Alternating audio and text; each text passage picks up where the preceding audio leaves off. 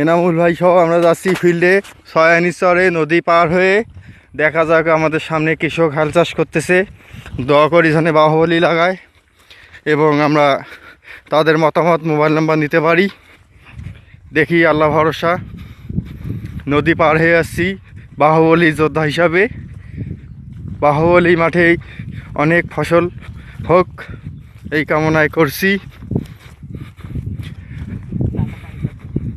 কেন দেখি চাচা, মুরব্বী চাচা আমাদের। আসসালামু আলাইকুম চাচা, ভালো আছেন বারে? কি ভুট্টা লাগাইছেন বারে? কি ভুট্টা?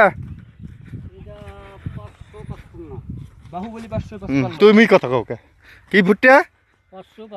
555 এইটাই এইটাই লাগাইছেন? আচ্ছা মাশাআল্লাহ। গতবার 35 কেজি নিছেন, আলহামদুলিল্লাহ, আল্লাহ রহমত করুক।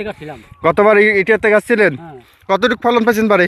আরে বাপরে, ওটা কোয়া যাবে না। গতবার যে পানি শেষ করে না, পানি বেশি হতে জি গেলগা মইরা, জি, তাও 42 মন বুত্তা নাম, তাও 42 মন করে পাইছেন। মানে পানি পড়ি যাওয়ার পরও 42 মন ভাঙ্গি জানি তো গাছ? না, গাছ ভাঙে না, গাছ পানিতে হেলি গেছিল, হালো না গাছ, আমার গাছ তো ভাঙে, টনটনা ছিল, পানিতেই টনটনা ছিল। তারপরও 42 মন করে আসছে দোনে। তাতে আপনারা এত আশা করেন নাই?